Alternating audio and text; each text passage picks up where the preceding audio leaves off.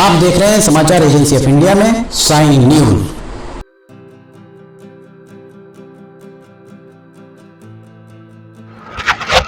नमस्कार दोस्तों, समाचार एजेंसी ऑफ इंडिया की साइन न्यूज में लिमटी की लालटेन के 265वें एपिसोड में एक बार फिर आपका स्वागत है। आज हम बात कर रहे हैं आखिर हवा में घुल रहे जहर पर कब लगेगी लगाम। वायु प्रदूषण पर चिंता तो जाहिर होती है, पर कानून का पालन सुनिश्चित नहीं हो पाता है। लिमटी की लालटेन के 265वें एपिसोड में एक बार फिर आपका स्वागत है। विकास की अगर बात की जाए तो विकास तो हो रहा है, पर विकास के साथ जो मानक हैं, पैरामीटर्स हैं, उनकी अनदेखी के चलते जो भी दुष्परिणाम सामने आ रहे हैं उस पर कोई भी देश संजीदा नजर नहीं आता है। इस समय सबसे ज्यादा वायु प्रदूषण को लेकर सबसे ज्यादा ये वाला मुद्दा सोशल मीडिया पर वायरल हो रहा है, सोशल मीडिया पर जमकर छाया हुआ है। इसके बाद भी किसी भी देश की सरकार के द्वारा इस मामले में चिंता न किया जाना सबसे आश्चर्य की बात माना जा सकता है और दुखद भी माना जा सकता है। स्विट्जरलैंड को दुनिया का सबसे खूबसूरत देश माना जाता है, विश्व का सबसे सुंदर देश स्विट्जरलैंड को माना जाता है। स्विट्जरलैंड की IQ एयर नामक संस्था द्वारा हाल ही में विश्व के देशों की वायु गुणवत्ता की रिपोर्ट जारी की गई है। इस रिपोर्ट में बांग्लादेश को दुनिया का सबसे प्रदूषित देश माना गया है।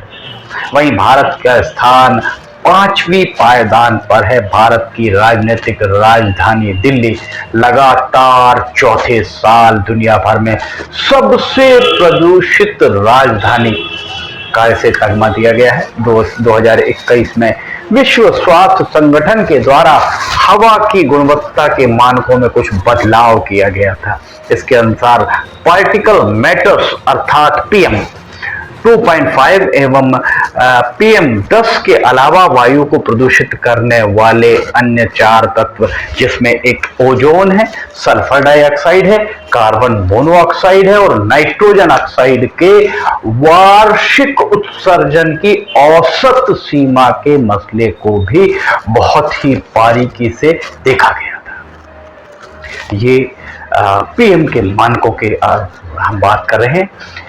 इसमें हवा का जो PM है 2.5 के वार्षिक औसत की सीमा को 10 माइक्रोन प्रति घन मीटर से घटाकर अब इसे आधा किया जाकर 5 माइक्रोन प्रति घन मीटर किया जाना प्रस्तावित किया गया था।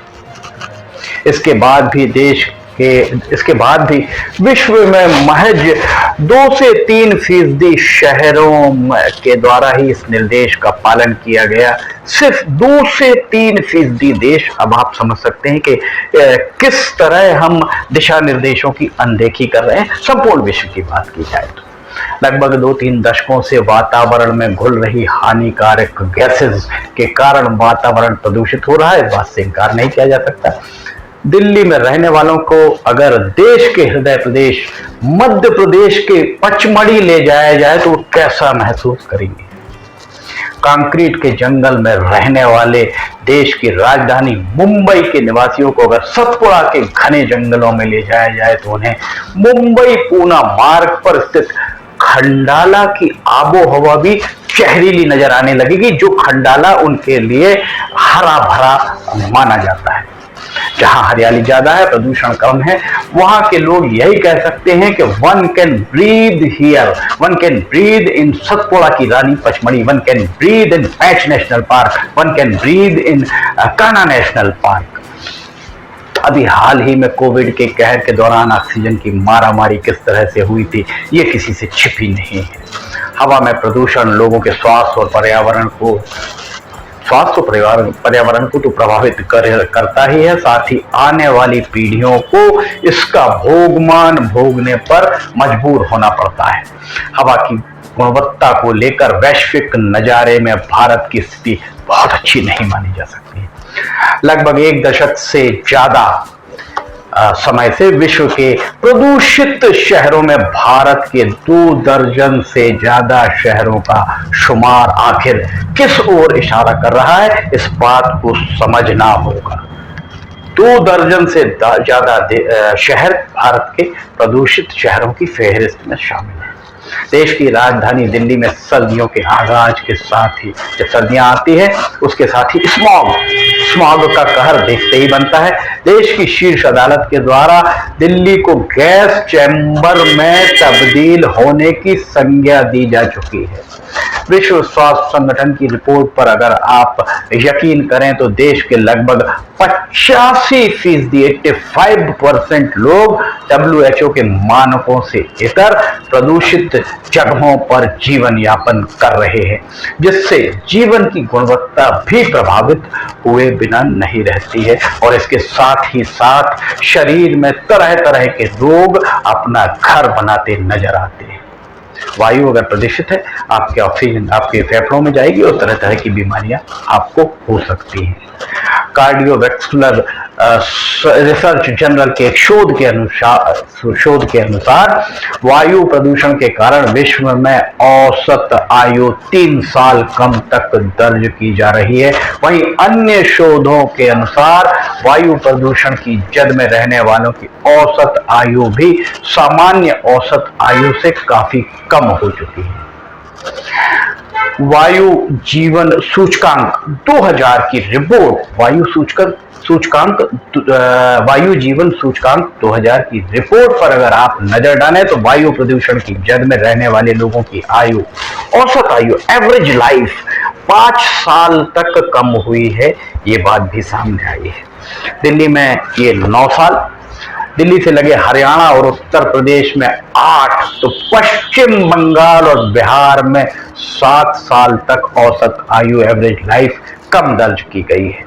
एक अन्य सूचकांक पर अगर आप नजर डालें तो तंबाकू के सेवन के कारण 2 साल, एड्स जिसे जानलेवा माना जाता था उसके चलते महज 7 माह, मलेरिया के कारण 6 माह की कमी आयु में दर्ज की गई है।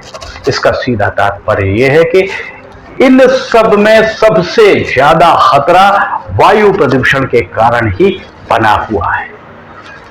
वायु प्रदूषण को एक तरह का धीमा जहर भी माना जा सकता है, स्लो पॉइजन इसको हम मान सकते हैं, जो वायु का प्रदूषण है, जो मानव के स्वास्थ्य पर प्रतिकूल असर डाल रहा है।